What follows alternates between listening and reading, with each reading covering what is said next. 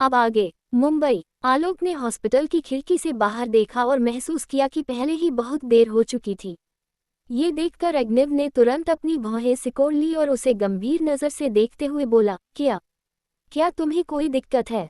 नहीं नहीं बॉस, मुझे क्या दिक्कत होगी? आलोक ने नमे अपना सिर हिलाते हुए कहा। वह अपने बॉस की बात को मना करने का साहस कैसे कर सकता है? आलोक ने अपनी पीठ सीधी की और धीरे से बोला, ओके बॉस, मैं उन्हें तुरंत आने के लिए बोल दूंगा। जैसे ही वे दोनों हॉस्पिटल से बाहर निकले, अग्निव ने कोल्डली कहा, मुझे उसके बारे में हर एक डिटेल्स चाहिए। मैं चाहता हूं कि उसकी हर एक छोटी से छोटी डिटेल्स मेरे सामने हो, एक भी न छूटे। क्या तुम समझ गए? Detail investigation. आलोक को नहीं पता था कि यह उसका सपना थी या कुछ और, लेकिन उसने महसूस किया कि उसका बॉस उस लड़की को अब इतनी आसानी से नहीं छोड़ने वाला। एक बार वह अग्निव के दिल में उस लड़की की पोजीशन को समझ गया था। वही आलोक ने भी मन ही मन फैसला किया था कि वह आगे से उस लड़की, क्या नाम था उसका, आरवी का, अच्छे से सम्मान करेगा। कौन जानता है कि वह उसके बॉस की बीवी बनेगी या नहीं। ओके बॉस, मैं समझ गया, आलोक ने अपना सिर झुकते हुए कहा। अब तक आरवी को वीआईपी वार्ड में शिफ्ट कर दिया गया था। आरवी बहुत देर तक बिस्तर पर लेटी रही, उसे नींद नहीं आ रही थी। जब भी वह अपनी आंखें बंद करती तो उसके दिमाग में खुद को जलाकर मरते हुए देखने की तस्वीरें घूमती रहती, मानो ये जैसे कल की ही बात हो। वह अभी भी कंफर्म नहीं थी कि उसका रिबीर्थ हुआ है या नहीं। क्या यह एक सपना था? लेकिन जब भी वह अपनी आंखें बंद करती, वह वापस उस अंधेरे घर में अपने आप को पाती जो चारों ओर आग से घिरा हुआ था। एट लास्ट उसने धुंधली सी अपनी आंखें बंद कर लीं। आप कौन हैं? बाहर से किसी ने कहा। मैं अंदर क्यों नहीं जा सकता? दूसरे आदमी ने चिल्लाते हुए कहा। जैसे ही झगड़ों की आवाज़ें आरवी के कानों में घुसीं, तो उसे जानी पहचानी आवाज़ महसूस हुई, तो वह चौंक गई और तुरंत अपने बेड से उठकर बैठी गई।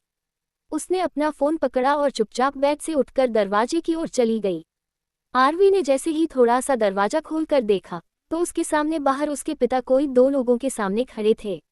लेकिन उन्हें रोकने वाले ये दो लोग कौन थे, ये बात उसे समझ नहीं आ रही थी। आरवी ने इस पर ज़्यादा ध्यान नहीं दिया। उसने अपना फ़ोन खोला और कैमरा चालू किया और बाहर का नज़ारा रिकॉर्ड करना शुरू कर दिया। यह कोई और नहीं, आदित्य और विक्रम थे, जिन्होंने ब्लैक कलर का सूट पहने हुए था और उनके आंखों पर एक ब्लैक कलर का चश्मा लगा हुआ था। उन्हें देखकर कोई भी बता सकता था कि दोनों बॉडीगार्ड्स थे। वही मिस्टर शर्मा इतना गुस्से में था कि उसका चेहरा और गर्दन लाल हो गई थी। उसे ये भी नहीं पता था कि आरवी ने कहाँ से इन दोनों बॉडीगार्ड को हायर कर लिया था। वह यहाँ पर बहुत देर से खड़े थे, लेकिन ये लोग उन्हें अंदर नहीं जाने दे रहे थे। मिस्टर शर्मा उन दोनों को घूमते हुए गुस्से से बोले, अंदर जो लड़की है वह मेरी बेटी है। मैं उसे घर ले जाने आया हूँ।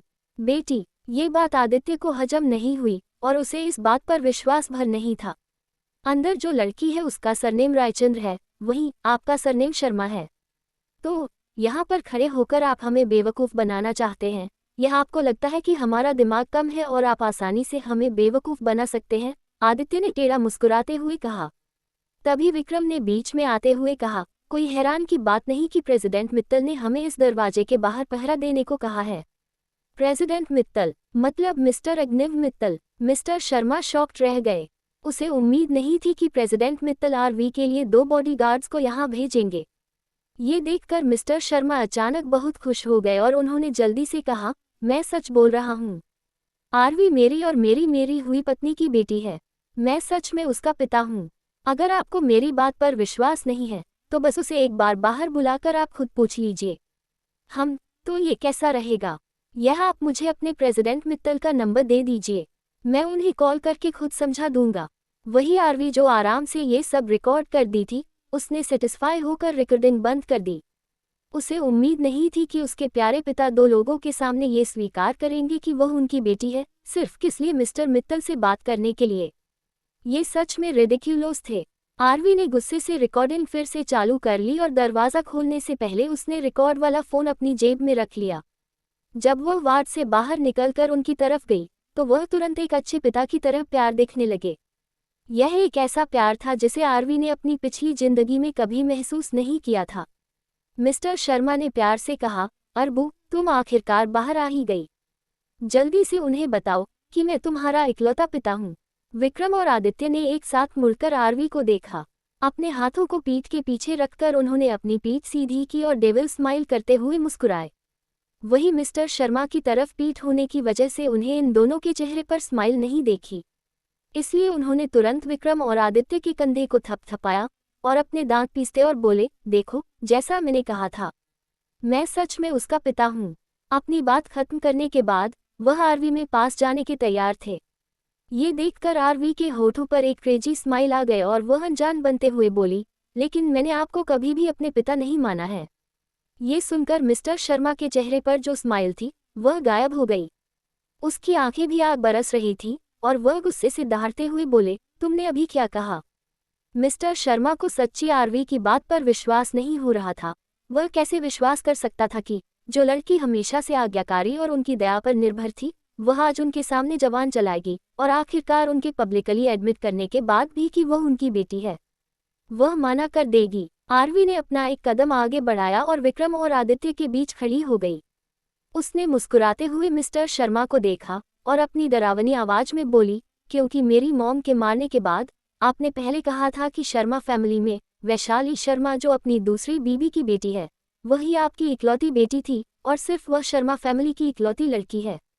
इसलिए तब से मैंने यह बात अपने दिल से मान ली और आज मैं सच बोल रही हूँ, आप मेरे पिता नहीं हैं। अभी तक इतना तमाशा देखकर बहुत सारे लोग भी वार्ड के बाहर आकर इकट्ठा हो गए थे, क्योंकि इस हंगामा ने उनका ध्यान अपनी तरफ आकर्षित कर लिया था और उन्होंने भी आरवी की सारी बातें सुन ली थी। जब वहां पर इकट्ठा हुए सभी लोगों ने आरवी की बातें सुनी तो वे सभी अजीब नज़रों से मिस्टर शर्मा को देखने लगे। कोई हैरानी की बात नहीं। वहां पर खड़े लोग ये सोच रहे थे कि अगर ये दोनों बाप बेटी है तो वह लड़ क्यों रहे हैं। ये सही है, मुझे उम्मीद नहीं थी कि यह ऐसा होगा। भीड़ में से किसी ने कहा, क्या एक पिता के लिए ऐसी बातें कहना बहुत मुश्किल बात नहीं है? क्या ऐसा हो सकता है कि उसकी मरी हुई पत्नी के बच्चों को किसी ने किडनैप कर लिया हो और बाद में उन्होंने उसे ढूंढने की कोशिश भी नहीं की? ये भी हो सकता है कि उन्होंने इस मासूम सी बच्ची को घर से बाहर निकल दिया हो, तभी आज ये बच्ची हॉस्पिटल में है। ये सोचकर भीड़ में से एक औरत आगे आकर बोली, तुमने उस छोटी लड़की का दिल कितना दुखाया है। अगर उसने तुम्हें एक्सेप्ट नहीं किया तो तुम इसके लायक हो। आसपास के और लोगों ने मिस्टर शर्मा पर उंगलियां उठाईं, जिससे उसका चेहरा पीला पड़ गया। उन्हें सच में उम्मीद नहीं थी कि आरवी सबके सामने उसे ऐसे शब्द बोलेंगे। इतना सोचकर मिस्टर शर्मा अकीरा के पास आए और अपने दांत पीसते हुए धीरे से चेतावनी दी, क्या तुम अब भी चाहती हो कि तुम्हारी दादी नर्सिंग होम में रहें? क्या तुम अब भी अपने भाई के बारे में और जानना नहीं चाहती हो? मिस्टर शर्मा की बात सुनकर आरवी को उनसे और ज्यादा नफरत हो गई थी। उसके प्यारे पिता हमेशा से ही इन दोनों लोगों का इस्तेमाल करके उसे पूरी जिंदगी धमकाता हुए आए थे। अपने पिछली जिंदगी में उसने सोचा था कि मिस्टर शर्मा उसकी दादी और भाई की अच्छी तरह से देखभाल करेगा, इसलिए वह हमेशा से उनके बात मानती हुई आई थी। वह हमेशा उसके दादी और भाई को अपने कंट्रोल में रखते हुए आए थे। लेकिन जब वह लोग उसे जलाकर मार रहे थे, तब जाकर उसे सच्चाई का पता चला था। उस टाइम वैशाली ने अहंकार से देखते हुए उसे बताया था, आरवी, इतने सालों तक आखिर सौतेली ही सही बहन होने के बाद तुम्हें अंधेरे से निकालकर सच्चाई बताती हूँ। वैसे भी अब तुम मेरे लिए बेकार हो, इसलिए मैं तुम्हें सब सच बता दूंगी। कुछ साल पहले तुम्हारी दादी को नर्सिंग होम से बाहर निकाल दिया गया था। वह अकेली थी और उसके पास पैसे तो बहुत दूर की बात, पहनने के लिए चप्पल तक नहीं थी। इसलिए मजबूरन उन्हें कूड़े से खाना उठाकर खाना पड़ता था जब तक उनकी मौत नहीं हुई। यह एक बहुत ही दुखद कहानी है। किसी को भी नहीं पता था कि वह पुल से नीचे गिरकर मर गई थी। लोगों को उसकी लाश कुछ दिनों बाद ही मिली। उस टाइम उसकी लाश पहले से ही सड़ चुकी थी, जिससे न जाने कितने जानवरों ने खाकर खत्म कर दिया था। फिर बचे तुम्हारी भाई की बारी। तुम्हें पता है तुम्हारा भाई उसे टाइम अच्छी खासी जिंदगी जी रहा था और मैंने अपने बहुत सारे कनेक्शंस उसे करके उसे एक खतरनाक मिशन पर भेजा दिया था, लेकिन वहां से भी वह बच गया। मरा नहीं, बल्कि धीरे धीरे और सफलता की सीढ़ी बढ़ता गया।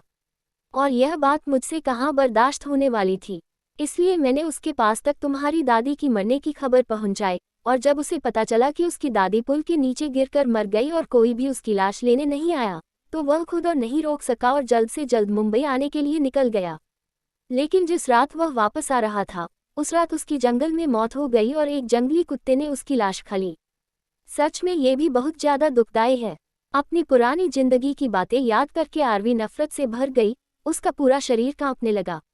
लेकिन अपनी नफरत को कंट्रोल करके उसने दिखावा करते हुए जैसे उसके साथ अन्याय हुआ हो वह बोली, डैड, क्या ऐसा इसलिए था क्योंकि आप वैशाली की मॉम से शादी करना चाहते थे और मेरी माँ आपको तलाक नहीं दिया, इसलिए आपने इसका इल्जाम मेरे भाई और मुझ पर डाल दिया। लेकिन इसमें मेरे भाई और मेरी क्या गलती थी? उस टाइम हम भी छोटे थे, इसलिए हमें कुछ भी पता नहीं था। अगर हमें पता होता कि हम ऐसी जिंदगी जिएंगे तो हम अपनी मॉम के साथ ही मर जाते। ये सुनकर मिस्टर शर्मा शॉक्ड रह गए और उन्हें समझ नहीं आया कि क्या रिएक्शन दें। आरवी किस बारे में बात कर रही है? क्या उसे सच पता चल गया है? हालांकि वह जानते थे कि अगर वह बात करना जारी रखेगी तो उसके परिवार की इज्जत सरेआम नीलाम होने में ज़्यादा वक्त नहीं लगेगा। फिर तो वैशाली के गाना गाने वाले नाटक के बारे में भी सबको पता चल जाएगी और वह अपनी प्यारी बेटी को थोड़ी सी भी मुश्किल में नहीं देख सकते थे। अब आगे क्या होगा? क्या मिस्टर शर्मा की सच्चाई सबके सामने आ जाएगी या फिर से बेहाल फुसला कर मिस्टर शर्मा आरवी को अपने साथ ले जाएंगे? क्या होगा जब अग्निव को इस बारे में पता चलेगा? और आखिर पिछले जिंदगी में वैशाली ने आरवी के भाई को किस मिशन पर भेजा था? Thank you smiling face.